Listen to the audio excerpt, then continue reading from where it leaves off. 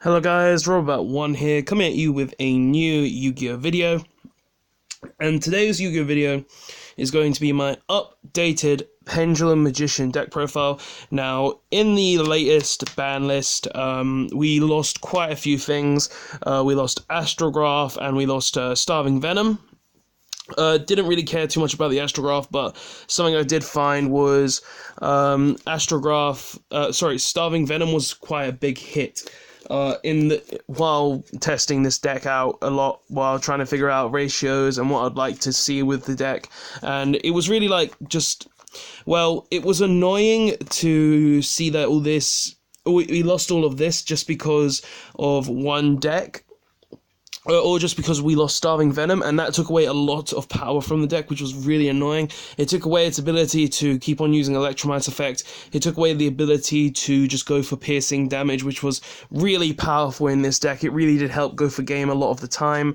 But even though we've lost all of those things, because we lost Starving Venom, the deck is actually still really powerful. Sure, the deck isn't as good against something maybe like Dinos anymore or Fairy Tail Snow, but the deck is still very powerful against a lot of other strategies, and it's really good. And I could see this deck actually doing really well against Brandish, doing really well against Gokifo, doing really good against not Gokifo, Goki Nightmares, and even Spiral Nightmares.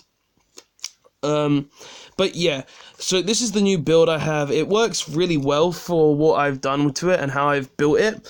I feel like it does perform really well. In testing, it's performed really, really well while trying it out. Don't know if I'm going to be playing this for Nationals. Kind of going between this or Altergeists. It really is a 50-50 for me right now, because I do like how this plays, and I do like how this deck can continuously do a lot of what you want it to do. But yeah, so without further ado, let's get into the deck profile, because I'm just going to go on to rambling. So first of all, we play the free Black Fang. Sorry for the glare, I can't do much about that. But we play free Black Fang. You play the free Black Fang because Black Fang is basically your best high scale. It being a level 4/8 scale that can also revive things from the graveyard is really good, and just the fact that if you activate it and your opponent negates it, you get to summon it back, it's even better. And while trying this card out, I kind of tried it too. I didn't really like it. Like when we lost, as soon as we lost Double Iris a few months back, I feel like playing this card at free is actually always necessary now. So this card at free is actually essential for the deck, and I feel like free is the best number. Next, free Wisdom Eye. I'm not going to go too deep into this. This is basically your any scale card. If you've got a high scale, you can get it low scale. If you've got a low scale, you can get a high scale. Like more often, you're going to want to get a low scale, just because that gets you Oath Dragon, and Oath Dragon lets you recycle. But yeah, that's all this card really is. It's your high to low scale, which is really powerful in the deck. Next, free Purple Poison. You want to be playing free Purple Poison. Purple Poison is one of your best cards in the deck. Just having the ability to activate this card, destroy anything when it's destroyed, or even if your opponent tends to negate with a Nat Beast, you can destroy the Nat Beast. Also, the fact that it can give anything a 1200 boost can really help you go for game in some situations. Plus, its effect activates in the damage step, which is even better, just because if you're destroying something in the damage step, it's really, really nice. So, I always like this card. It's a very powerful card in my opinion, and it's probably one of the best magicians, and you should always be running it at free. Next, I play 2 Harmonizing Magician. Now, this card was originally at 3 in the deck. I chose to cut it to 2, just because with the way the deck is going, where you need to make more Electromite plays, you need to get to Electromite as fast as possible, I felt like I needed to take more of one of these out, just so I could make room for the other combo pieces that allow us to continue playing the game, allow us to move the game forward, and allow us to actually just play the game as quickly as possible. And this being what it does, it's only good in the Pendulum Summon. And even though you can only get it in the Pendulum Summon, it's still really searchable for means like Electromite. It's for means like Electromite, Pendulum Call, Star Pendulum Graph. Like there's so many ways to search this, that 2 of this card is just fine. Like, you know, you don't really care if to have it more numbers than 2. Next, we play 2 Oath Dragon. This card is one of the essential cards of the deck. It really is a powerful card of the deck. If you're playing Magicians, you need to be playing this at least 2. It allows you to recycle your extract, which is really important because it can allow you to recycle your Harmonizer Magicians, your Purple Poison, your Wisdom Eyes. It can let you recycle all of your really good Magician cards that this really does help you do. And without it, you wouldn't really be going any further with your plays. So this card is just really good for late game and grinding on top of that as well. That's really all I play for Magicians, outside of maybe like one more. But this is the main Magician lineup. So yeah, those are the Magicians. Next we play 3 Abyss Actor Curtain Riser. We're playing 3 Curtain Raiser because it's just like, it's a free summon. It's just a free summon to get to Electromite a lot quicker, so you just put it in the scale, use this effect, special summon it. This effect is only once per duel though, but even though it's once per duel, it's still really powerful, just being able to place the card in the scale, special summon it, normal summon any other Pendulum card in your hand, then instantly go into an Electromite. So you need as many ways to get into your Electromite as possible, and this is one of the ways that gets you there.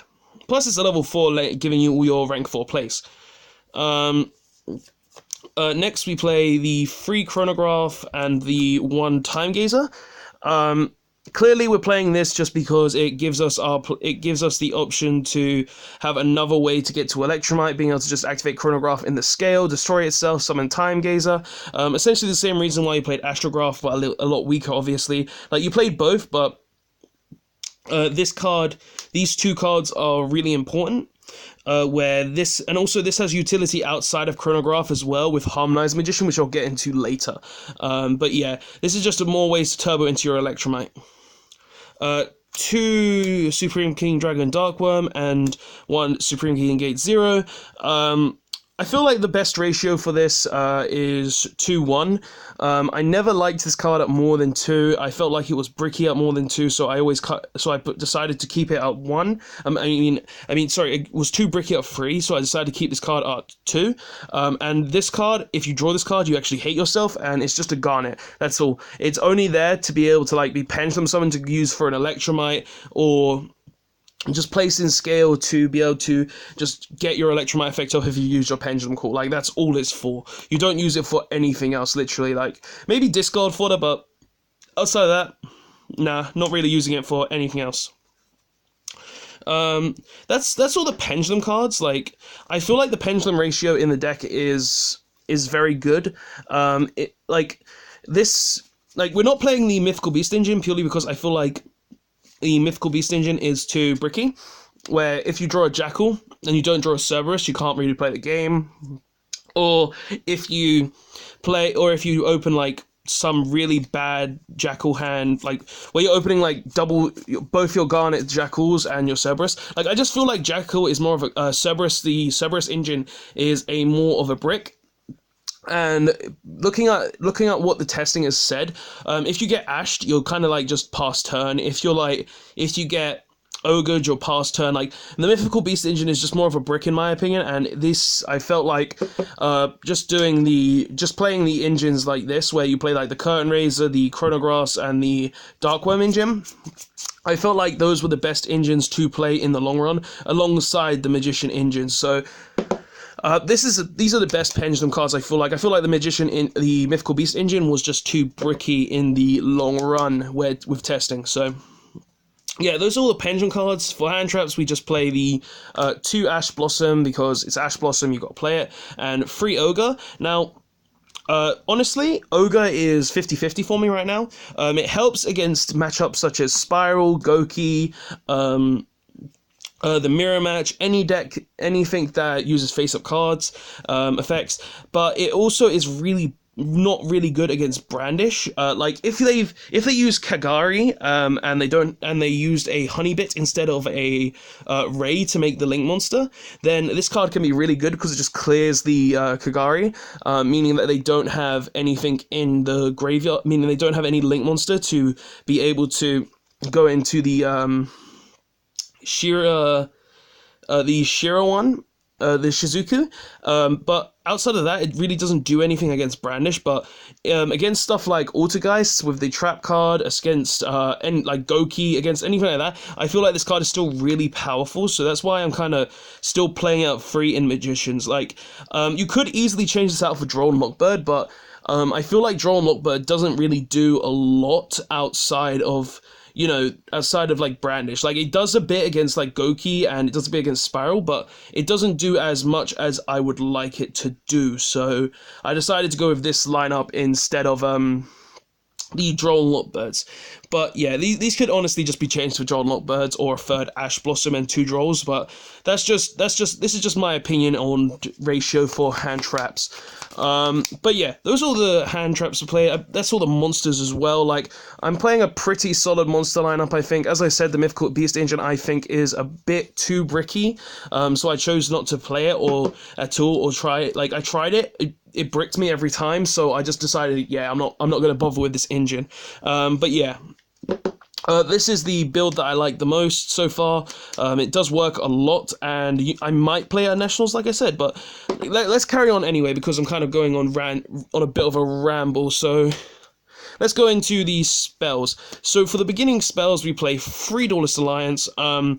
Just honestly, amazing. It's out of focus. Come on. Honestly, this is just one of the best search cards in your deck. Being able to just search out any of your spell cards, your Time Pendulum Graph, anything like that. Like, honestly, it can't search any of your actual Pendulum monsters, sadly enough. Excuse me. Sorry, guys. It can't search out any of your actual Pendulum monsters, which is really sad because we lost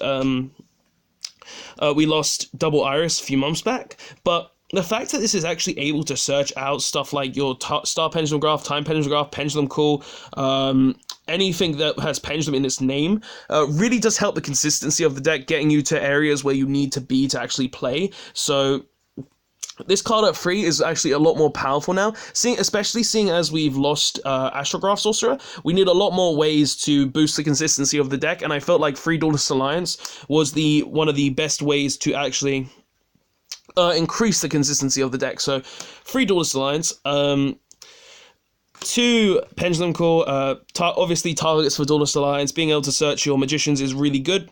Being able to just, get to wherever you need to be with Pendulum Core, get your Magicians, be able to Pendulum Summon, really, just consistency is a key in this deck, and this deck is very consistent for many reasons.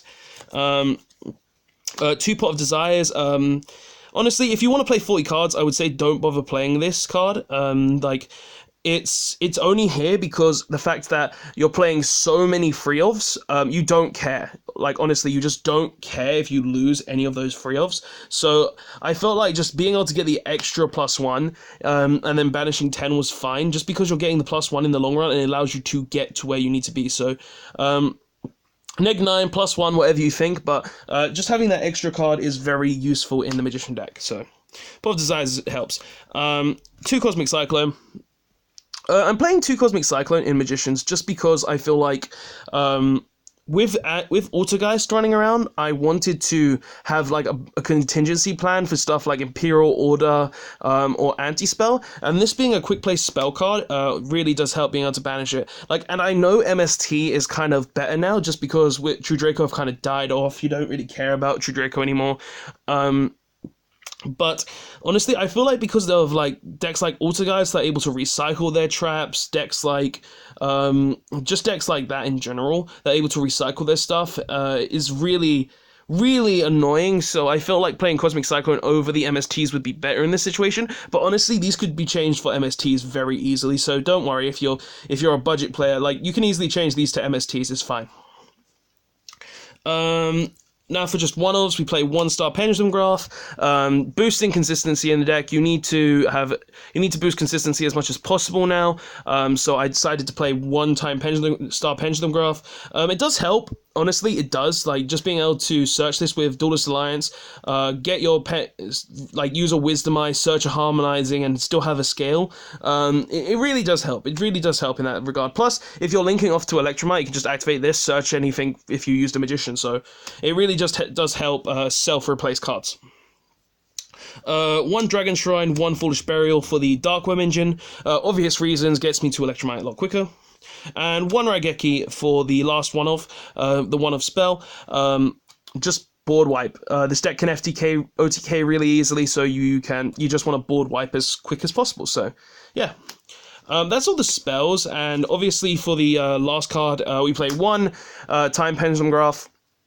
I wanted to play this at 2, I honestly did, but when in testing, if I saw 2 of this, I actually just wanted to kill myself. So, in the long run, I decided, because we're playing free Duelist Alliance, 1 is more than enough, and we don't really need to run more than 1. But yeah, this card is still very vital to the deck. Being able to just remove anything, or if your cards can't be destroyed, destroy it, send anything along with destroying something. Yeah, card is still very vital in the deck, so we still play 1 Time Pendulum Graph. But yeah. That's the main deck. I feel like the main deck is pretty solid. There are some things you could change, such as maybe the Ogres to Droll and Lockbirds, and the Cosmic Cyclones to MSTs, but honestly, the deck, how it runs and functions so far from testing and all of that, I feel like it's okay. So, yeah. That's the main deck. Main deck is 42 cards. It works really well from what I've done so far with it. So, yeah. But let's go into the extra deck. Obviously, we have the 1 Brotherhood token, because represent the Brotherhood at all times. Brotherhood for life. But for the actual extra deck, we play the 2 Electromites. Don't feel like you need a third, honestly. I never go into a third. 2 is more than enough, so I don't see the reason in having more than 2 in your extra deck. Like, those people who play 3, I feel like there's other cards you could be using, so I felt like just 2 was more than enough for Electromites. 1 Decode. Just because this is an OTK enabler as well, which is really good. Plus, this still gives you access to your turn 1 negate board, which is kind of different now because I've kind of found a new negate version, but it works really well. 1 Saruja, this is mainly for your turn after turn 1, where if you've got a monster pointing to decode and you don't want that monster and you need more zones, you can just summon the Saruja and then be fine there, just because you'll have the Saruja, you'll have 3 down pointing zones, plus all your monsters are going to gain 300 attack just because you are summoning the Saruja, just because the Saruja had 2 materials. So I felt like Saruja was a very good option in the long run. And 1 Borreload, because it's Borreload, you're not going to negate. You can't not play Borreload. Borreload is just an insane card in general, and if you're not playing it, you're not playing the deck right. You're not playing any deck right if you're not playing Borreload. So 1 Borreload. Those are the Link monsters. Solid Link lineup. Not gonna debate anything else. For XCs, we played Agaga Cowboy. Konami's new end of match procedures. I hate them, I really do, but Cowboy, you're needed for him. You really are. It's so annoying. But if you don't want to play Cowboy, you can play Dweller instead. So, yeah, one Cowboy. And it's a pretty ultimate rare one. 1 Babushka, because it's Babushka, don't need to explain it. 1 Tornado Dragon for any back row related decks. 1 Supreme King Dragon Dark Rebellion. Why else? It's freaking amazing. OTK enabler, insane. Perform Age Trapeze Magician. An OTK enabler, don't really need to explain it. 1 Naruto, because you're playing tons of level 6s, you can make it really easy turn 1 because of that. Those are the XCs. Lots of decent XCs as well. I've kind of while I was building it, I felt like these XCs were the best ones to play. Like, Gaga Cowboy is only obviously there for end of match procedures. I wouldn't play it if Konami didn't change those end of match procedures, but just for those dickheads who are like, wait a second, wait, I've got a response, time on the round. you may proceed. Please continue to the end of your endement phase. Motherfuck. Like, honestly, I feel like because of that, Cowboy is fully necessary. Yeah. But yeah, Cowboy's necessary. For synchros, though, we play F8 Dawn's Dragster.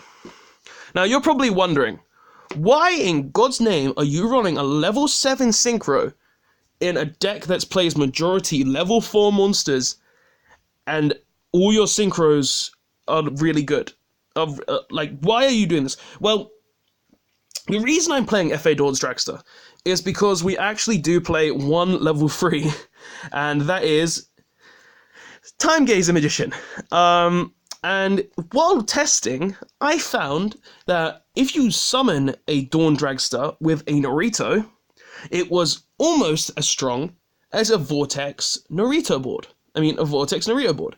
So, in testing, I decided, why not put an F8 Dawn Dragster in the deck just to replace the Vortex that we lost. So, I felt like because of that, F8 Dawn Dragster was a good replacement for Vortex, seeing as Vortex is kind of a lot not as consistent as it used to be. So I felt like playing a Dawn Dragster to replace that. Sure, it's not as powerful because it can only gate spend and trap cards, but even still, just having the ability to negate multiple things per turn, just because you play an F8 Dawn Dragster and a Naruto, is very good. So in the long run, I felt like Dawn Dragster would actually help a lot more while playing the deck.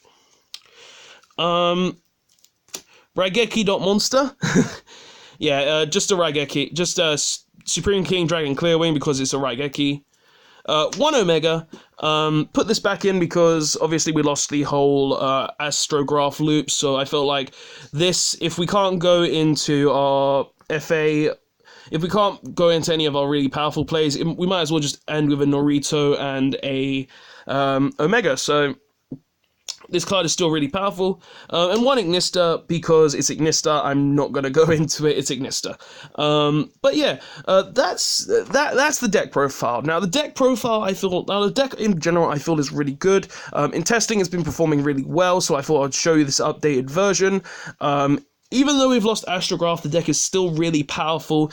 Losing Starving Venom was an annoying hit, I'm not gonna lie, but even still, the deck still has a lot of power and it can still play very well. But yeah, guys, what do you think of my deck profile? Do you think this Magician deck profile is good? Do you think it's bad? Tell me all of that in the comment section below so I can hear your personal opinions on this deck, because personally I feel like the deck, it did take a huge hit because they lost the Starving Venom, but outside of that, the deck is still really powerful and can still play very well. It's still really consistent as well. But yeah, guys, that's just my opinion. Tell me what you think of it in the comment section below. Tell me if you think this deck is good. Tell me if you think it's bad. Tell me if there's any changes you would personally make so I can try them. You know, like, I'm not perfect. I'm not amazing. But I do decent in this game, and I do want to share deck profiles like this with you guys. So if you have any comments on that, tell me in the comment section below. If you like the deck profile, don't forget to press the like button to show that you liked it. If you want to see more Yu-Gi-Oh content from me, or more Yu-Gi-Oh deck profiles, discussions, or anything like that, don't forget to press the subscribe button. If you want to be notified of any of those future Yu-Gi-Oh videos, don't forget to press the notification button as well, guys. But yeah, that's the video. We lost Astro, we lost Starving, but the deck is still really powerful. But yeah, guys, Robberbat1 signing out. Thanks for watching, guys, and this card is still stupidly broken. Later!